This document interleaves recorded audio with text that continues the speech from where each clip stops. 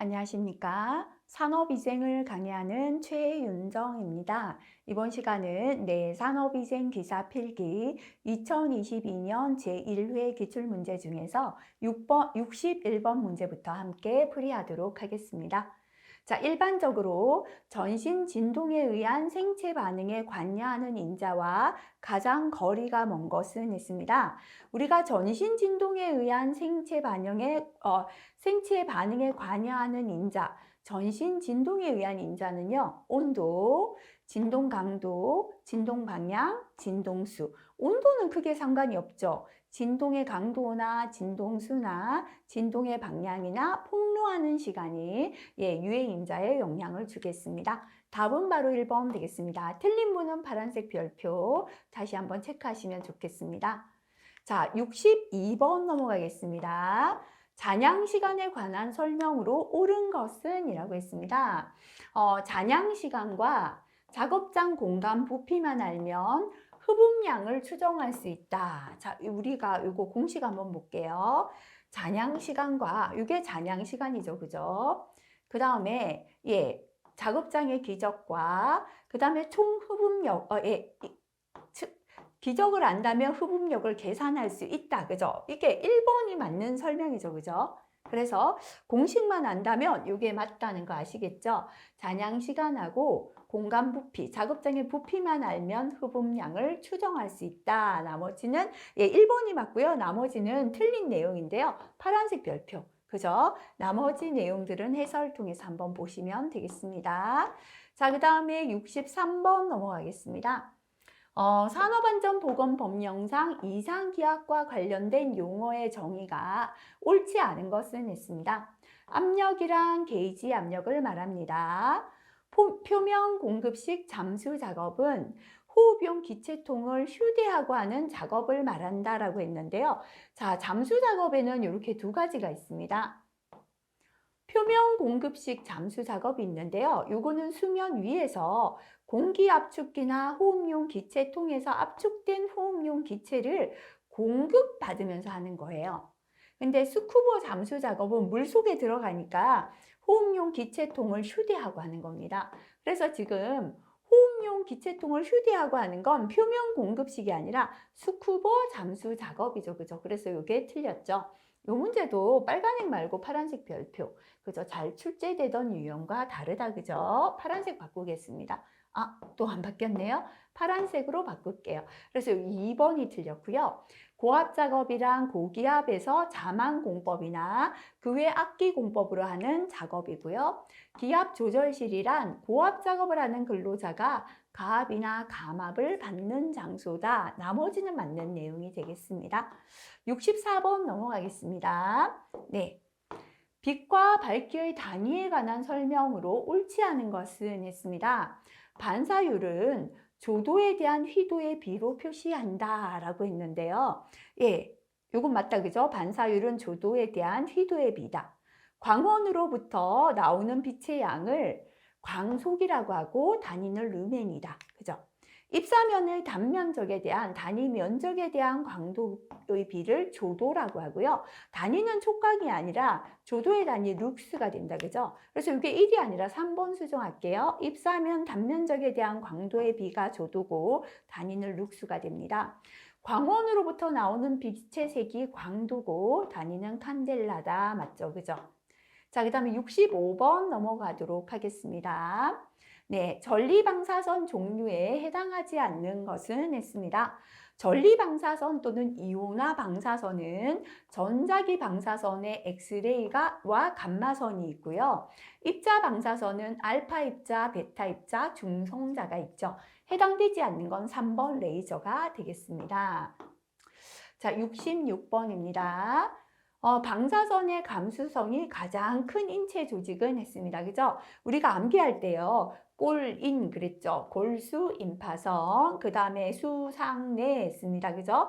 수정체, 상피세포, 내피세포, 결지 했습니다. 결합조직, 지방조직, 뼈, 근육 했고요. 그 다음에 폐, 내장, 신경 이렇게 암기했죠. 그죠? 그래서 현재는 골인, 수상내 할 때 제일 어디가 가깝습니까? 네, 수정체, 눈의 수정체가 첫 번째 되겠다. 그죠? 그래서 답은 바로 1번이 답이 되겠습니다. 네, 67번 넘어가겠습니다. 산소 결핍이 진행되면서 생체에 나타나는 영향을 순서대로 나열한 것은 했습니다. 일단 산소 결핍의 가벼운 증상은 가벼운 어지러움 되겠죠. 자, 이게 심해지면 대뇌 피질의 기능이 저하되고요. 그 다음에 중추성 기능 장애가 오고 마지막 사망에 이르게 됩니다. 그래서 순서는 기역, 디귿, 리을, 니은. 그래서 답은 1번 됩니다.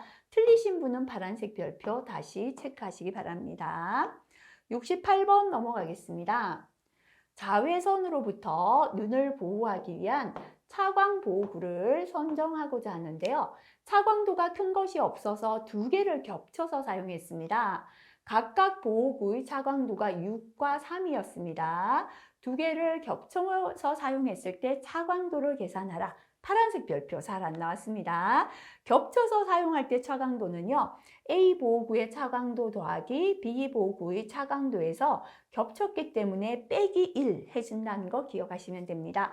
6 더하기 3에 빼기 1을 하니까 8이 되겠죠. 2번 답 되겠습니다. 자, 그 다음 넘어가겠습니다. 69번 넘어갑니다. 체온의 상승에 따라 체온 조절 중추인 시상하부에서 혈액 온도를 감지하거나 신경망을 통하여 정보를 받아들여 체온 방상 작용이 활발해지는 작용은 있습니다. 이거 파란색 별표할게요. 자, 요거 조금 못 보던 내용들 많이 나왔습니다. 그죠? 자, 우리가 물리적인 조절 작용이 있고 화학적 조절 작용이 있습니다. 물리적인 조절 작용은 피부를 통해서 방산하는 열의 양을 조절하는 것이고요. 화학적인 조절 작용은 세포호흡을 통해서 생산하는 열의 양, 생산하는 열을 조절하는 건 화학적이고 방출하는 열을 조정하라는 건 물리적이에요. 근데 지금 혈액 온도를 감지해서 체온 방산 작용, 열을 방출한다라고 했죠. 그래서 이거는 물리적인 조절 작용. 답은 4번 되겠습니다. 자, 70번 넘어가겠습니다. 다음 중 진동에 의한 장애를 최소화시키는 방법과 거리가 먼 것은 진동 발생원을 격리합니다.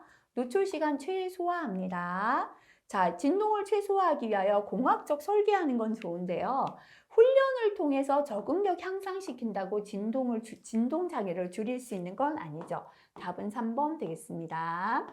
71번 넘어가겠습니다. 저온 환경에 의한 장애 내용으로 옳지 않은 것은 있습니다. 자, 근육 긴장이 증가하고 떨림이 발생합니다. 자, 저온에서 혈압은 변화되지 않고 일정하다. 요거 틀렸죠, 그죠? 우리가 저온에서 혈압은요, 피부혈관 수축으로 혈압은 일시적으로 상승한다라고 했죠, 그죠? 그래서 2번 설명 틀렸고요. 피부 표면의 혈관과 피하 조직이 수축되죠. 혈관, 피하 조직은 수축되고 부종이나 저림이나 가려움, 심한 통증이 생길 수 있죠. 답은 2번 되겠습니다. 자, 그 다음 72번 넘어가겠습니다.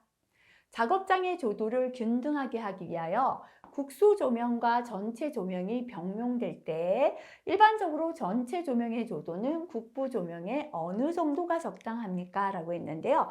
전반 조명의 조도는 국부 조명의 10분의 1에서 5분의 1이 적합하죠. 답은 2번 되겠습니다. 자, 그 다음에 73번 넘어가겠습니다. 다음 중 소음에 의한 청력 장애가 가장 잘 일어나는 주파수는 했죠, 그죠? 자, 소음성 난청의 초기 단계로서 4000Hz 부근에서 청력 저하가 심하게 나타난다라고 했죠. 답은 3번 되겠습니다. 자, 74번 넘어가겠습니다. 다음 중 감학 과정에서 감학 속도가 너무 빨라서 나타나는 종격 기종이나 기흉의 원인은 이라고 했습니다. 그죠? 자, 우리가 감압 환경에서는요, 급격한 감압을 할 때 혈액 속의 질소가 기포를 형성해서 혈액순환 장애와 조직 손상을 일으켰죠. 원인 물질 바로 1번의 질소가 되겠습니다.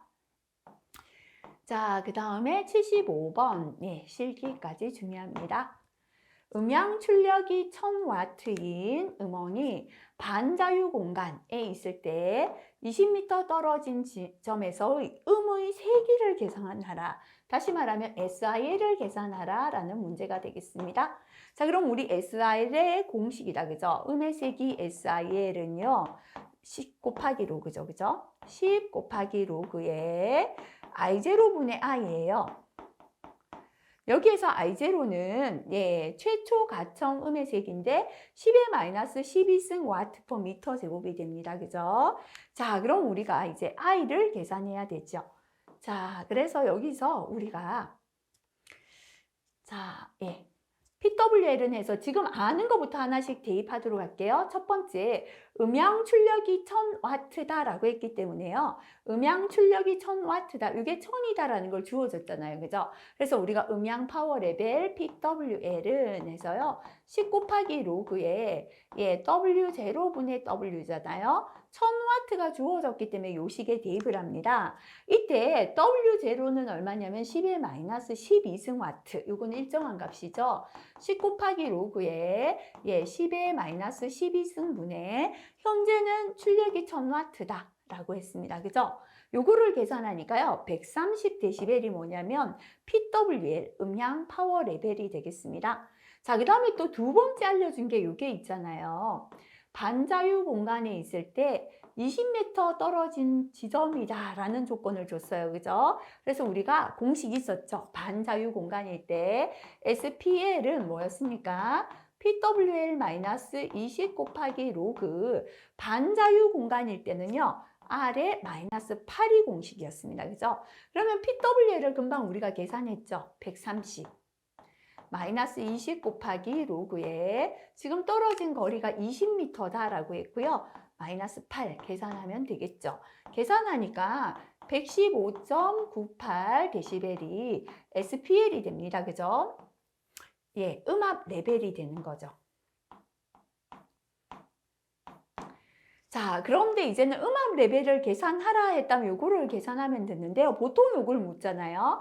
근데 문제에서는 음의 세기 레벨을 계산하시오라고 했습니다. 그죠? 그래서 세 번째 공식 SIL은 하고요. 자, 우리가 SIL은 10 곱하기 로그 I0분의 I가 되죠. 자, 요거는 다시 말하면 요 관계가 있다. 그죠? SIL은 10 곱하기 로그 I0분의 I는 20 곱하기 로그 P0분의 P하고 동일해요. 같아요. 그죠? 요 식을 잘 사용을 안 했기 때문에요. 요거 기억하시면 되겠습니다.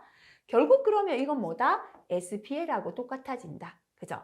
그래서 SIL은 10 곱하기 로그 I0분의 I가 결국은 SPL하고 똑같다이기 때문에요. 좀 전에 우리가 SPL 구했잖아요. 115.98이 되는 거예요. 그죠? 그래서 지금 10 곱하기 로그 I0분의 I가 결국은 이게 SPL하고 똑같아지니까 115.98이 되는 겁니다. 그죠? 자, 그런데 우리는 지금 I를 구해야 되기 때문에요. 요것만 남기고 10을 넘길게요.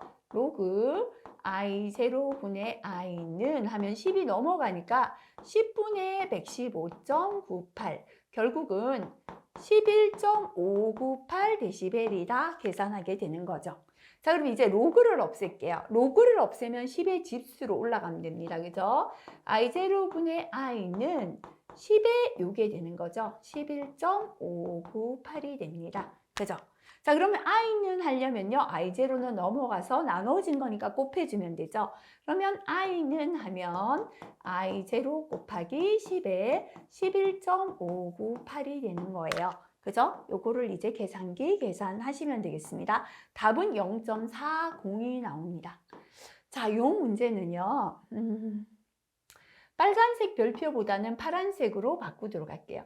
왜냐하면 지금까지는 우리 대부분 SPL을 계산하는 문제들 많이 나왔잖아요. 그런데 지금 중거에서 SIL을 계산하라, 음의 세기를 계산하라라는 문제이기 때문에 요거는 요식을 다시 한번 생각하시면 되겠습니다.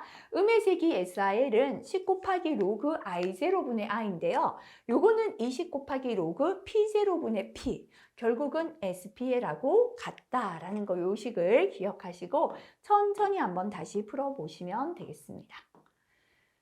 자, 그 다음에 76번 넘어가도록 하겠습니다. 다음에서 설명하는 고열 건강장애는 이라고 했습니다. 고온 환경에서 강한 육체적인 노동을 할 때 잘 발생하고 지나친 발환에 의한 탈수와 염분 소실이 발생하고 수의근의 유통성 경련 증상이 나타난다. 그죠? 자, 이렇게 강한 육체적인 노동을 할 때 고온에서요, 발환과 탈수와 염분이 소실되어서 발생한다. 그죠? 그래서 바로 혈중 염분 농도 저하가 원인이 되는 거, 열 경련 현상이죠. 수분이나 NaCl을 보충하는데요. 생리식염수 0.1%를 공급한다라고 했고, 식염정제를 공급해서는 안이 된다라고 했습니다. 자, 그 다음에 77번 넘어가겠습니다. 파란색 별표 붙일게요. 마이크로파와 라디오파에 관한 설명으로 옳지 않은 것은 있습니다. 마이크로파의 주파수 대역은 100에서 3000MHz 정도이며 국가에 따라 범위의 규정이 각각 다릅니다. 라디오파의 파장은 1MHz와 자외선 사이다라고 했는데요. 라디오파는 3kHz부터 3THz 까지의 모든 전자기파를 뜻합니다. 그래서 이게 틀렸죠. 그죠? 2번이 틀렸고요. 마이크로파와 라디오파의 생체 작용 중에 대표적인 것은 온감을 느끼는 열 작용이고, 마이크로파의 생물학적 작용은 파장뿐만 아니라 출력, 노출 시간, 노출된 조직에 따라 다르게 된다. 그죠? 틀린 것은 2번 되겠습니다. 파란색 별표 하시고 다시 한번 보시기 바랍니다. 18도씨 공기 중에서 800Hz인 음의 파장은 얼마입니까? 죄송합니다. 예, 파장을 물었습니다. 그죠? 자, 그럼 우리가요, 음속은 C는 주파수 곱하기 파장이다. 요 공식을 떠올리셔야죠. 파장은 주파수분의 음속이 되겠습니다. 자, 그럼 현재 주파수는 800Hz다라고 했고요. 자, 파장이 주어지지가 음속이 주어지지 않았어요. 그죠? 그래서 우리가 음속의 공식을 생각하면 이거죠. 음속 C는 331.42 곱하기 0.6 곱하기 온도였죠. T. 그죠? 0.6 곱하기 현재 18도씨다. 요거 계산하시면 파장이 계산됩니다. 계산하니까 342.22m/s 이렇게 계산이 되어졌죠. 그래서 800분의 342.22 요거를 계산하니까요. 자, 주파수는 0.43m다라고 계산되어집니다. 답은 바로 2번 되겠습니다. 자, 그 다음에 79번으로 넘어가겠습니다. 음압이 2배로 증가하면 음압 레벨은 어떻게 되는가? 그죠? 음압이 2배 되면 음압 레벨은 얼마입니까? 물었죠. 자, 자주 나왔죠. 그죠? SPL은, 음압 레벨 SPL은 20 곱하기 로그 P0분의 P인데요. 이게 몇 배로 증가했다? 처음보다 2배니까 2를 대입하면 되겠죠. 그죠? 이렇게 계산하시면 되겠습니다. 6.02dB 답은 3번 되겠습니다. 자, 그 다음 80번 넘어가겠습니다. 고압 환경의 영향 중 2차적인 가압 현상에 관한 설명으로 옳지 않은 것은 있습니다. 자, 사기압 이상에서 공기 중의 질소는 마취작용을 나타낸다. 이산화탄소의 증가는 산소의 독성과 질소 마취작용을 촉진시킨다. 산소의 분압이 2기압을 넘으면 산소 중독 증세가 나타난다. 전부 맞는 설명이죠. 그죠? 산소 중독은 고압 산소에 대한 노출이 중지되어도 장기간 계속된다. 아니죠. 산소 중독 증세는 가역적입니다. 원래로 돌아갈 수 있는 증세죠. 고압 산소에 대한 노출이 중지되면 증상은 즉시 멈춘다라고 해야죠. 답은 4번 되겠습니다. 자, 그 다음 산업 독성학 81번 문제 풀이하겠습니다. 파란색 별표하겠습니다. 산업안전보건법령상 사람에게 충분한 발암성 증거가 있는 유해 물질, 바로 1A죠. 그죠? 해당하지 않는 것은 있습니다. 자, 성면, 크롬강 가공 크롬산, 황화, 니켈까지는 1A가 맞아요. 근데 알루미늄 용접 흄은 1A에는 해당되지 않아요. 그래서 1A에 해당되는 건 황화, 니켈, 흄이나 분진, 성면의 모든 형태, 트리클로로에틸렌, 클로로에틸렌, 크롬강 가공, 카드뮴이나 그 화합물, 액화석유 가스 등이 해당되고요. 용접 흄, 알루미늄의 용접 흄은 발암성 물질은 아니다라는 거 기억하시면 되겠습니다. 참고 내용 다시 한번 확인하시고요. 자, 82번 넘어가겠습니다. 뇌홍의 제조에 쓰인다. 그죠? 제조에 사용되고요. 소화관으로는 2에서 7% 정도 소량이 흡수됩니다. 금속 형태는 뇌나 혈액, 신근에 많이 분포하고요. 많이 노출되면 식욕부진, 신기능 부전, 구내염을 발생시켜요. 자, 이렇게 뇌홍 제조에 사용되고 소화관으로 2에서 7% 정도 소량이 흡수되면서 구내염을 일으키는 것, 바로 2번의 수은의 특징이 되겠죠. 해설의 내용 다시 한번 확인하고 넘어가시면 좋겠습니다. 자, 요건 앞에서 나오긴 했는데요. 틀리신 분들은 파란색 별표하시기 바라겠습니다. 네. 골수장애로 재생불량성 빈혈을 일으키는 물질이 아닌 것은 있습니다. 자, 우리가 재생불량성 빈혈을 일으키는 물질은 벤젠하고요. 2브로모프로판, TNT 이런 것들이 재생불량성 빈혈을 일으키는 원인이 됩니다. 자, 그래서 현재 아닌 건 답은 4번 되겠습니다. 자, 그 다음에 84번 가겠습니다. 네, 호흡성 먼지에 대한 미국 ACGIH의 정의로 옳은 것은 있습니다. 자, 우리가 ACGIH에서의 입자상 물질은 흡입성 분진이 있죠. 호흡기 어느 부위에 침착해도 독성을 나타내고 평균 입경은 100마이크로미터입니다. 그 다음 흉곽성 분진이죠. 자, 기관지, 세기관지 같은 하도나 가스 교환 부위에 침착해서 독성을 나타내고 평균 입경은 10마이크로미터였죠. 호흡성 분진은 가스 교환 부위 폐포에 침착해서 독성을 나타내고요. 평균 입경이 4마이크로미터입니다. 근데 이 중에서 호흡성 먼지다, 그죠? 크기가 11에서 100 마이크로미터, 요거 마이크로미터로 바꿀게요. 코와 인후두를 통하여 기관지나 폐에 침착한다. 요건 아니죠, 그죠? 기관지나 폐에 도달하는 건 아니죠. 폐포에 도달하는 먼지로 입경이 7.1 마이크로 미만이다. 미터 미만이다. 평균 입경이 4 마이크로미터이고 공기 역학적 직경이 10 마이크로미터 미만인 먼지를 말한다. 평균 입경이 10 마이크로미터인 먼지로 흉곽성 먼지라고도 한다. 그죠? 이 중에서요, 우리가 맞게 설명한 건 평균 입경이 호흡성 분지는 4 마이크로미터죠. 공기 역학적 직경은 10 마이크로 미만인 먼지다. 그죠? 맞게 설명한 건 답은 3번이 되겠습니다.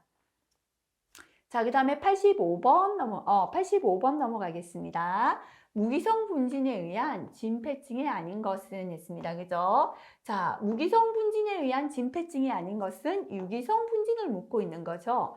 규폐증, 연초폐증, 흑연폐증, 용접공폐증. 그죠? 여기에서 답은 바로 연초폐증이 되겠죠. 우리가 암기할 때, 그죠? 유기성 분진에 의한 폐는 연초핀 농부의 폐와 모발에서 설탕 나오면 면목 없다. 이렇게 암기했습니다. 그죠? 다시 한번 보고 지나가시면 좋겠습니다. 자, 그 다음 86번 넘어가겠습니다. 생물학적 모니터링에 관한 설명으로 옳지 않은 것을 모두 고른 것은 있습니다. 생물학적 검체인 호기, 소변, 혈액 등에서 결정인자를 측정하여 노출 정도를 추정한다. 요건 맞다, 그죠? 결정인자는 공기 중에서 흡수된 화학물질이나 공기 중에서 흡수된 화학물질, 그것의 대사산물 또는 화학물질에 의해 생긴 비가역적인 생화학적 변화다라고 했는데요. 가역적인 생화학적 변화죠. 이거 틀렸고요. 공기 중의 농도를 측정하는 것이 개인의 건강 위험을 보다 직접적으로 평가한다 했는데요. 자, 생체 시료를 측정하는 것이 더 직접적으로 평가하는 거죠. 공기 중의 농도는 간접적으로 평가하는 방법이죠. 그죠? 이것도 틀렸습니다. 목적은 화학물질에 대한 현재나 과거의 노출이 안전한 것인지 확인하는 것이다. 그죠? 자, 지금 화학물질에 노출되고 있는 게 생체 시료를 통해서 지금 얼마만큼 노출되었고 안전한 것인가 확인하는 것이다. 맞습니다. 공기 중 노출 기준이 설정된 화학물질의 수만큼 화학물질의 수만큼 생물학적 노출 기준이 있다가 아니라 노출 기준이 설정된 화학물질의 수보다 훨씬 생물학적 노출 기준이 적죠. 그죠? 적다라고 해야죠. 그래서 틀린 거는 바로 니은, 디귿, 미음이 틀린 답이 되겠습니다. 답은 3번 되겠습니다. 자, 해설의 내용 다시 한번 체크하고 넘어가시면 좋겠습니다. 87번 넘어가겠습니다. 네. 체내에 노출되면 메탈로시닌이라는 단백질을 합성해서 노출된 중금속의 독성을 감소시키는 경우가 있는데 이에 해당되는 중금속은이라고 했습니다. 바로 카드뮴이죠. 그죠? 자, 카드뮴은요. 호흡기를 통한 독성이 경구 독성보다 8배 정도 강하고 체내에 흡수된 카드뮴은 혈장 단백질과 결합해서 간으로 이송되어서 간에서 서서히 배출되어 최종적으로는 심장에 축적됩니다.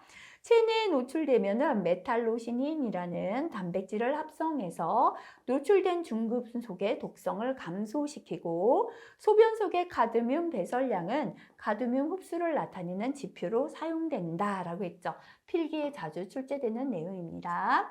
88번 넘어가겠습니다. 이거 파란색 별표 한번 붙이겠습니다. 산업안전보건법령상 다음 유해물질 중에서 노출 기준이 가장 낮은 것은 그 말은 가장 위험한 것은 이다. 그죠?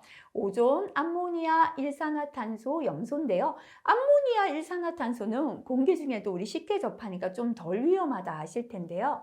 오존과 염소 중에서 오존이 0.08이고 염소가 0.5죠. 그래서 가장 낮은 거 답은 1번의 오존 되겠습니다. 89번. 네. 유해인자에 노출된 집단에서의 질병 발생률과 노출되지 않은 집단에서 질병 발생률과의 비를 무엇이라고 합니까? 그죠? 자, 상대 위험비다. 그죠? 상노비라고 했죠. 상대 위험비는 노출군, 비노출군을 비교하는 것이죠. 상대 위험비는 비노출군에서의 질병 발생률 분의 노출군에서의 질병 발생률, 상노비 이렇게 기억했습니다. 그죠? 답은 바로 4번 되겠습니다. 자, 그 다음 90번 넘어가겠습니다. 수은 중독의 예방 대책이 아닌 것은 했습니다. 수은 주입을 밀폐 공간 안에서 자동화하는 것 좋습니다. 작업장 내에서 음식물 섭취와 흡연의 행동을 금지하는 거 좋고요. 수은 취급 근로자의 비점막 궤양 생성 여부를 관찰한다고 해서 중독을 예방하는 건 아니죠. 그죠? 작업장에 흘린 수은은 신체가 닿지 않는 방법으로 즉시 제거하는 거 좋습니다. 답은 3번 되겠습니다. 자, 그 다음 넘어가서 91번입니다. 일산화탄소 중독과 관련이 없는 것은 요거 틀리셨다면 파란색 별표 하는데요. 앞에 기출에도 나왔습니다. 고압산소설이죠. 그죠? 1기압 이상의 높은 압력으로 100% 산소를 체내에 주입해서 일산화탄소 중독을 치료한다는 것이고요. 카나리아세다. 그죠? 카나리아세는 사람보다 훨씬 소량의 일산화탄소 노출에도 사망합니다. 그래서 일산화탄소의 조기 경보 시스템으로 카나리아세를 방안에 두는 경우도 있었다라고 했고요. 카르복시 헤모글로빈이다. 그죠? 일산화탄소에 노출되면 헤모글로빈이 일산화탄소와 결합해서 카르복시 헤모글로빈을 만든다. 이건 전부 다 일산화탄소 중독과 관련이 있지만 식염의 다량 투여와는 무관하죠. 답은 3번 되겠습니다. 자, 그 다음 92번 넘어가겠습니다. 네. 유해물질이 인체에 미치는 영향을 결정하는 인자와 가장 거리가 먼 것은 자, 일단은요. 우리 유해물질의 농도가 높을수록 노출하는 시간이 길수록 그죠? 그리고 이 유해물질은 사람마다 감수성이 다르죠.